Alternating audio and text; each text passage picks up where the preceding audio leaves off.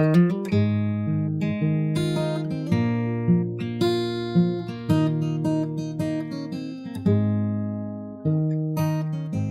evening, good viewing, good listening, you Tottenham people. Thank you for tuning in to us.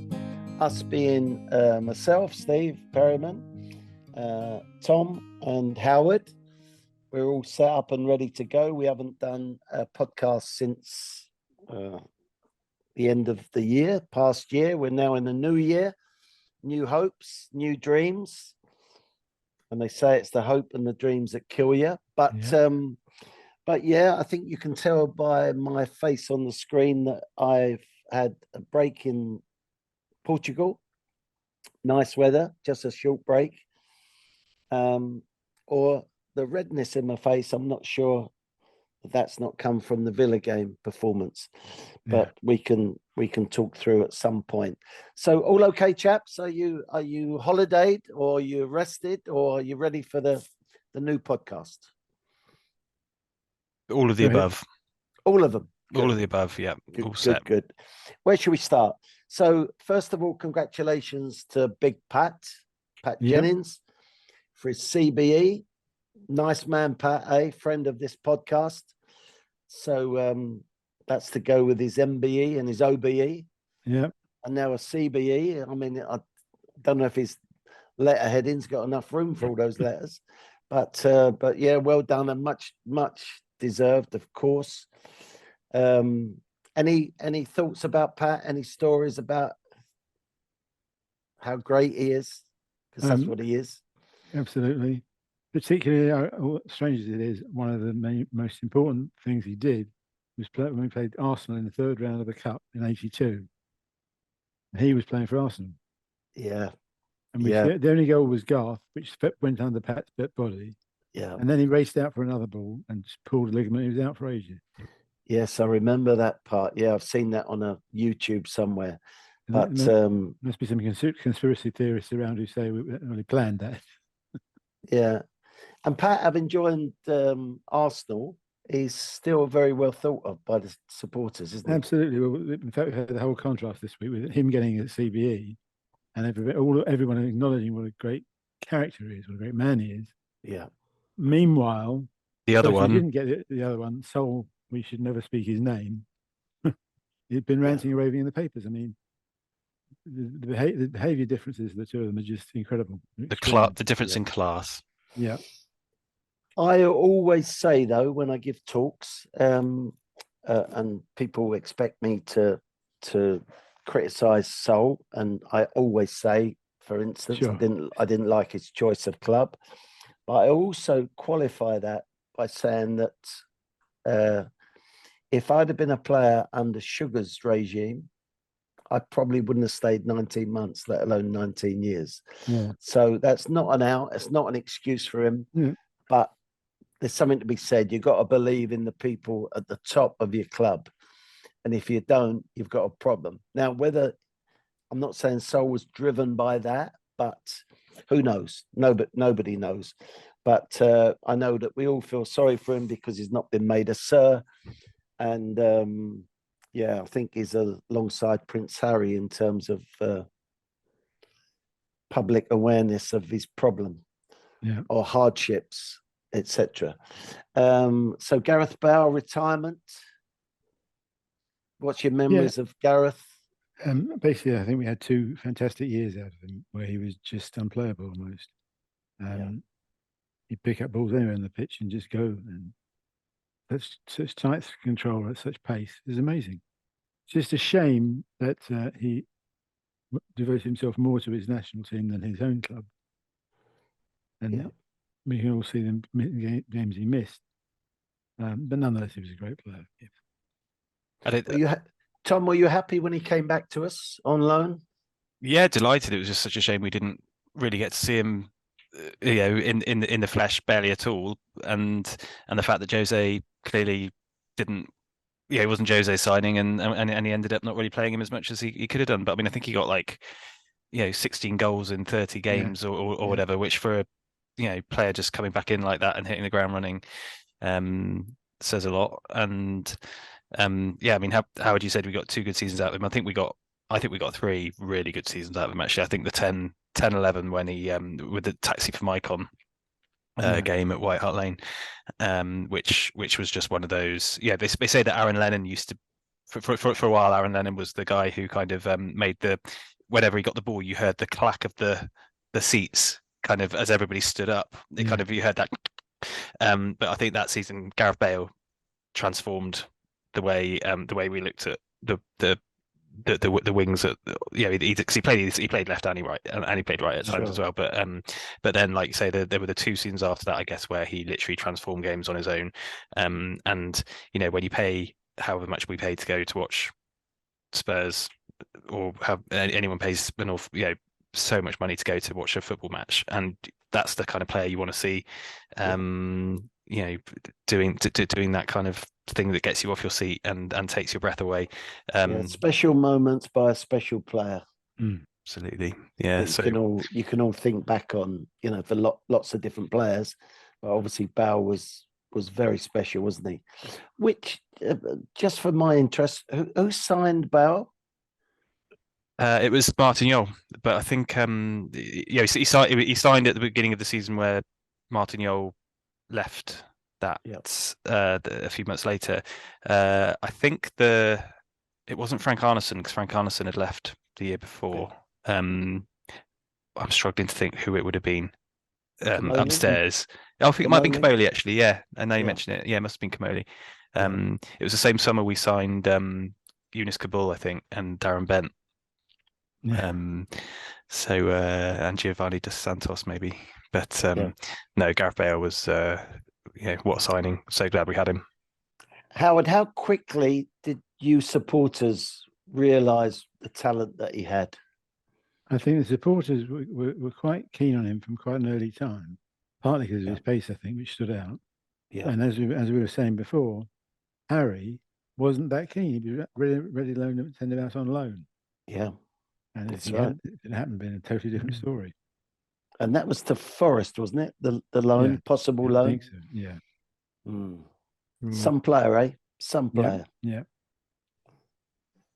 Good. So, of course, this is a Tottenham programme, but the passing of Vialli, ex-Chelsea player, manager, but of course Juventus and various clubs.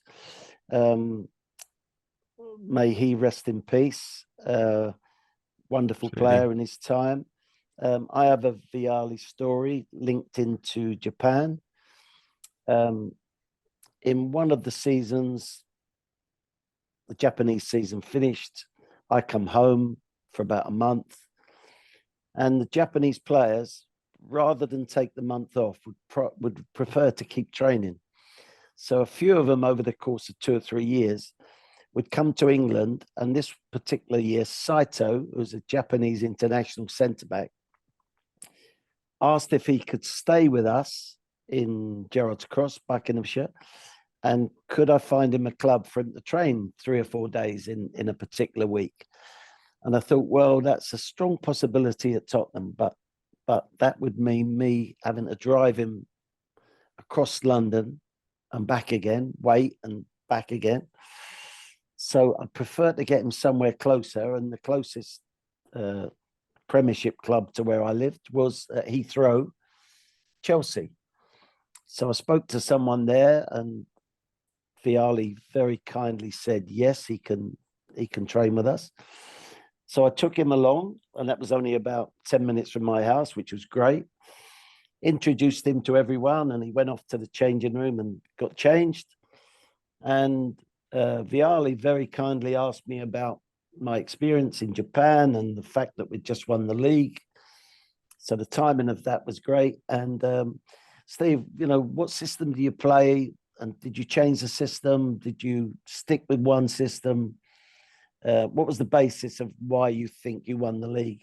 So I told him about playing 3-5-2, having 2 virtual wingers as the wing backs. But basically, from a defensive point of view, we didn't play offside. I didn't allow the players to play offside. And I got them to understand of when the ball's going to be delivered over the back of you, you go early. So there's going to be no Tony Adams, arm up, pleading. the point of that was that I didn't trust the linesman, and maybe didn't trust the players to play it correctly. So I told him this, and he was very interested in that. Someone not playing offside, because most do. Anyway, at the end of the session, Saito's first session, they played a first team against reserves, and they very kindly picked Saito in the reserve team in this 11v11. And within 20 seconds of that game starting, Saito came out, Tony Adams style, with his hand up, calling for an offside. There's no linesman. There's no linesman on a practice 11v11. So Vialli just took a look at me as though to say, you were kidding me, weren't you? Anyway, so shame that I repeat, may he rest in peace. Yeah. So let's go to we mentioned the Villa game. Again, I watched it in Portugal. I don't think I've been so depressed about a game for a long, long time. Were you both there at the game? Yep. Yeah. Sadly. And exactly as you say, one of the worst performances. I don't quite know why we've had some terrible performances in the last few years. This one stood out because I suppose we've bought the players, we've got the new manager, everything's there. How can we go and do that? I think other than the Kane chance that bounced off the line, I think Ashley Young actually made a very good clearance, but it was we just had no imagination. The crowd were, I think you can often tell within 5 minutes what kind of game it's going to be, and I think the crowd were pretty restless from a few minutes in, because it was just so.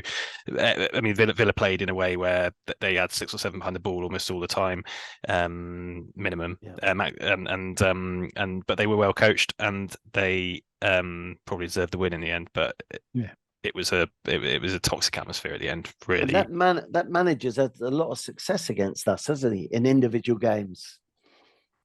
Has he?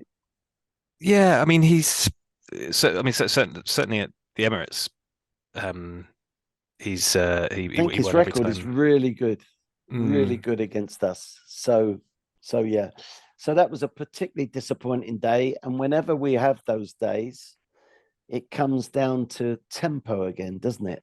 The tempo thing keeps coming back. So I think we were all particularly negative going into the Palace game. Yeah. A sort of weakened team, injuries. Was there a suspension or two? No Kulusevski, no Bentancur. Yeah. So, and probably memories of past games at Palace where we hadn't quite performed. And all of a sudden it turned around, didn't it? Mm. I thought that was, I actually thought we started the game very well. Looked a lot more confident than I thought we would for the first kind of 15, 20 minutes. And Brian Gill was looking lively, but then it kind of fell back into the second half. The first half just ended up feeling like the Palace game last season, where they just bullied us and looked like they were going to score every time they went forward. It only seemed like a matter of time, so that made it even more of a surprise that we then turned it around again in the second half and swatted them away. Really, another second half performance. Getting used to that. Any reason we can give for that, Howard? No, any reasoning behind that second half sort of upsurge in confidence or tempo, or do we have to leave it to the manager at half time to put a rocket up us to go and perform? We certainly shouldn't have to. No, shouldn't do. We do. No. But what I also figured was the first half was terrible. Second half suddenly we took off and it was easy, relatively speaking. Yeah. But if those other players, Bentancur, etc., was fit or half fit, at half time there must be a temptation to bring them on. Yeah. Not seriously. And yet, probably had we brought them on, we'd have lost.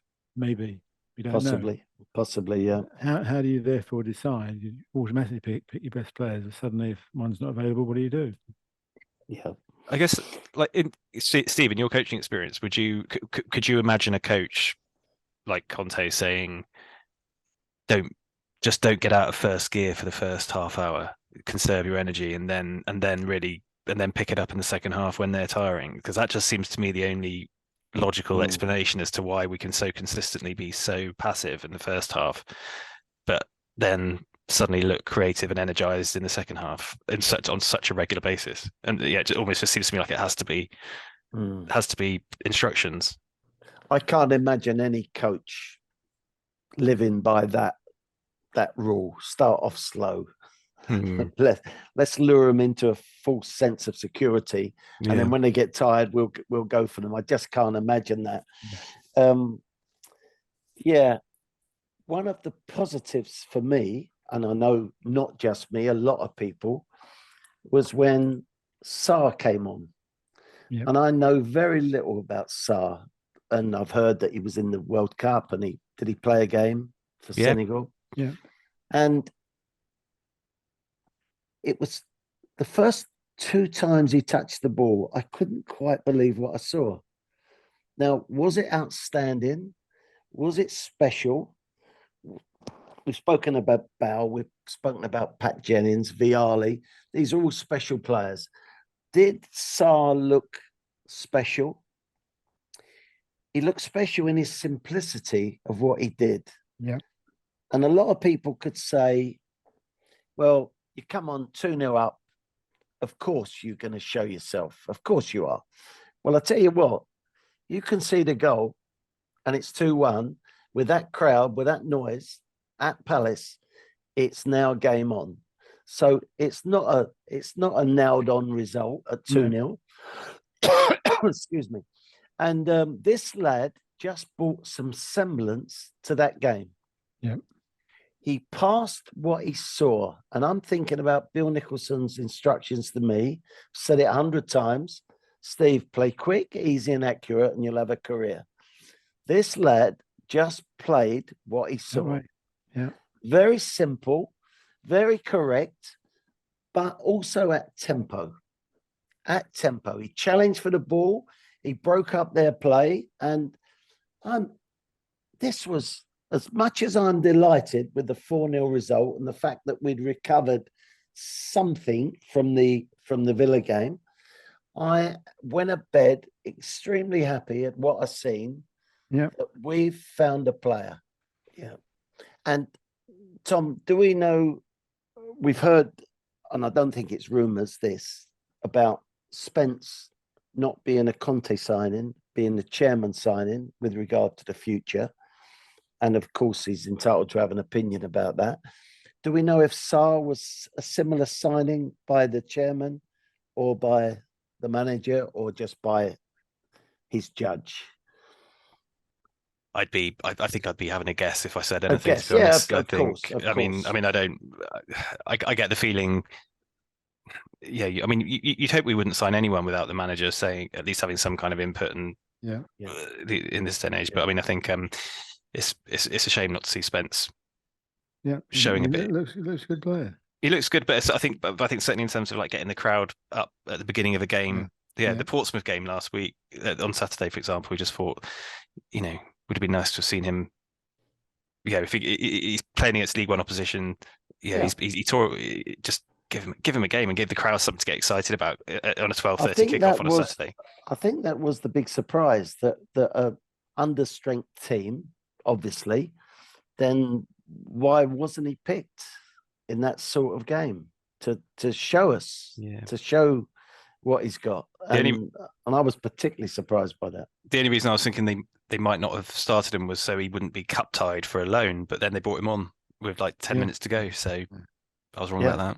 That's that out the window. Where is Patricio, whatever his name is, our director of football? Where does he stand in all this? I don't think I've heard him. His job was to sign players, wasn't it? Yeah, I don't think I've heard any comment from him about Spence. All I've heard is that famous Conte interview where he said he was a club signing rather than my own signing. Didn't say anything more disparaging, nothing disparaging, but certainly just in the way that we've seen him not play, whereas Emerson is kind of bless him struggling and not having a good time with the fans lately either. Tottenham fans love a scapegoat, and that's who we've got at the moment. I think the Spence situation adds to that problem because they're a bit upset that they're not seeing him. Yeah.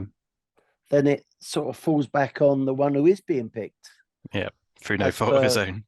through no extra fault anyway. Mm. But so we go on to the Portsmouth game, the FA Cup game, and Sarr plays 90 minutes. Were you as happy with him in the second game as you were the first one? Yeah. How would you like him? I definitely thought he looks a quality player. Yeah. He's comfortable on the ball. He's so comfortable on the ball. It's like, he's been there all the time. Yeah. He certainly looked a bit more composed than Skip did at times. Yeah. He did, actually. He did. I think Skip looked, I mean, he's been out a long time, but he certainly looked a little rusty. Had a good chance as well. But I think the best, like I say, the thing with Sarr is that he's just not looking out of place.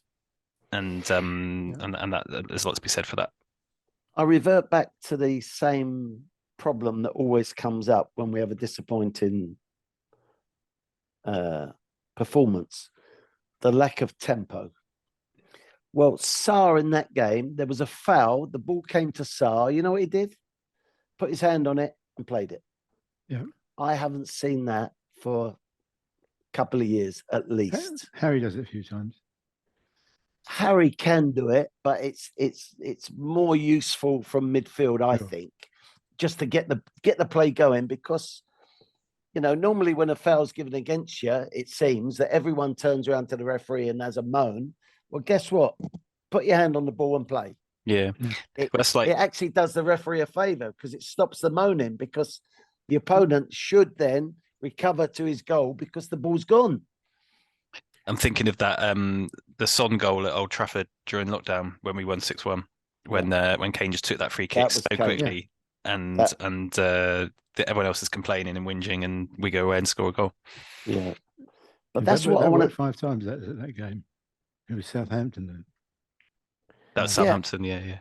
Yeah, I want to see tempo added to our team, and I've started to listen to yourself, Steve. Our problem is tempo.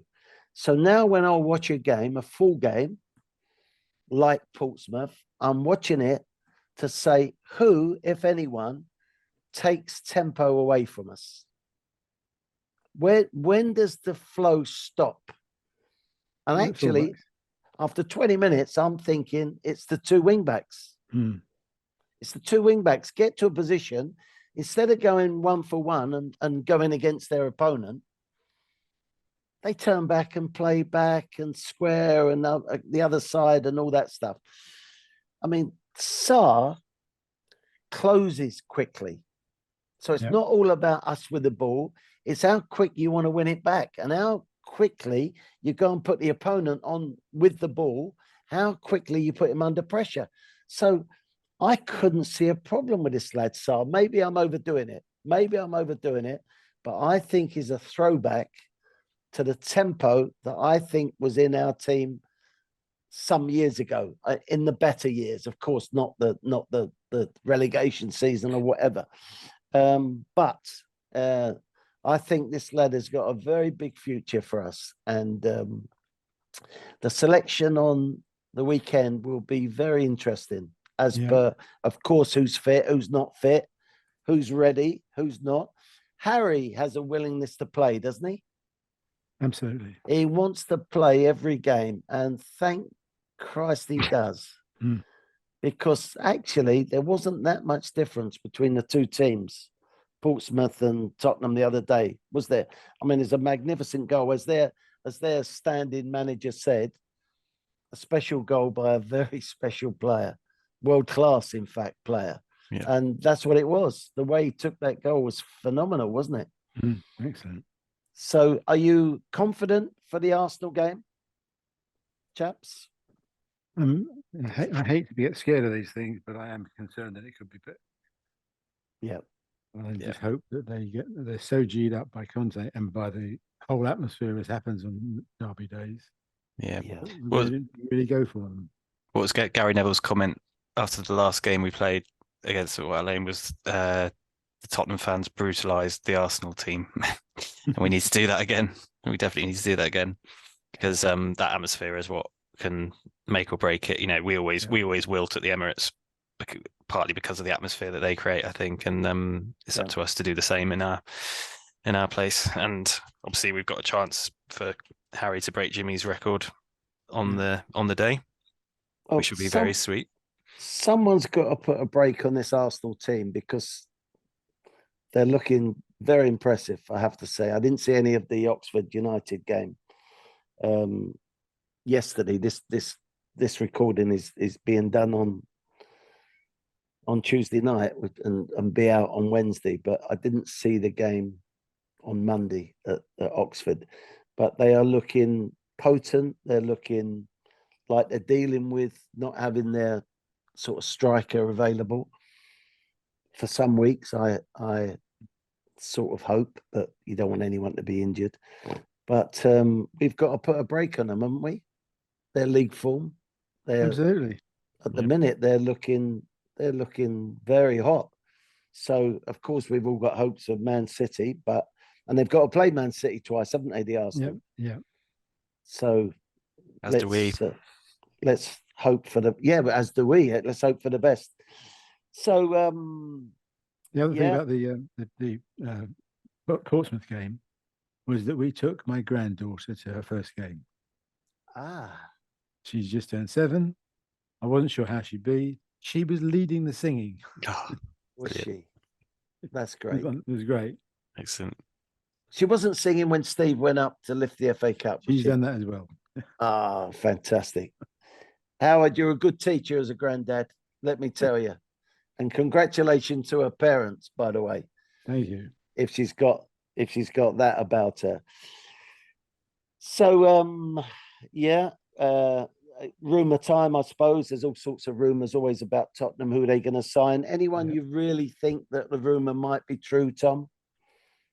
I mean, I think Porro is kind of the one that keeps coming up, suggesting that we're possibly slightly off on the valuation for a change at the moment. Usually haggling those last few million, but certainly he seems to be a player in a position that we badly need to strengthen. We've seen him play twice against us this season already for Sporting. Looks very good. Trossard from Brighton, there's a name coming up this week as well. One of the favourites I've seen is Marcus Edwards. Yes, Marcus Edwards, of course, Because the benefit there is we only have to pay half the fee. We get half the. We got sell-on fee, don't we? Yeah. Is that right? So you gain out of that? Of course you do. Yeah. Wow. Well, Daniel does, to be exact. Yeah, sure. But I think, like when you think like last January, like none of us knew very.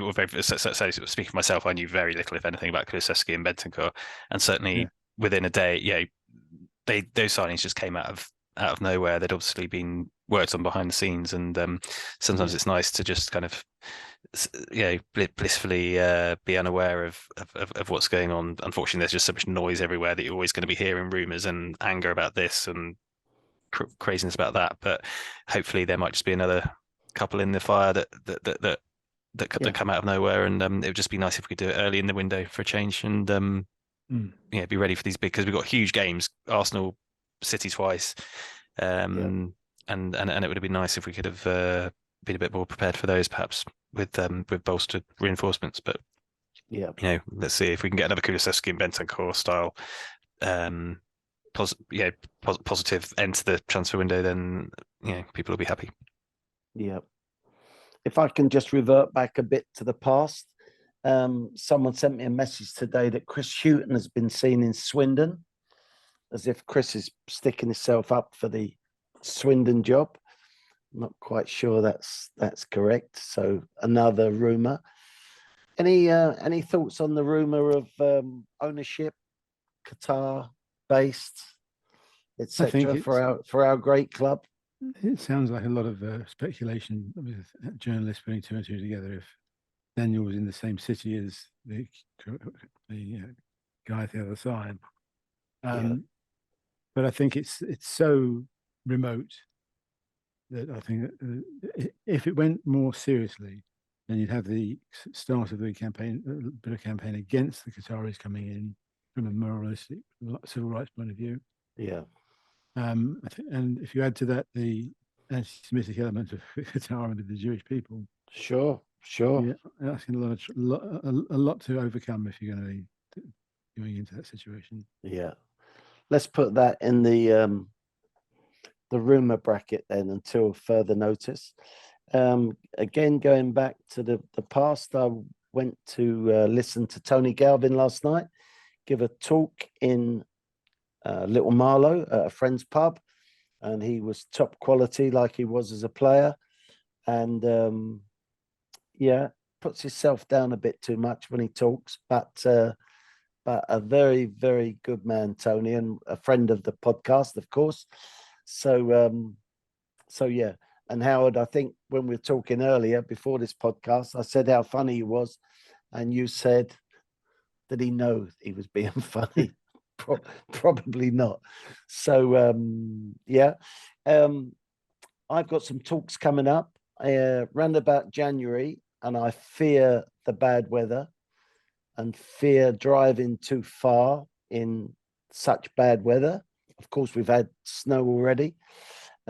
So I stay local. I'm in Chippenham on the 28th of January, Biddeston, lovely village, on the 3rd of Feb, and Portishead near Bristol on the 11th of Feb.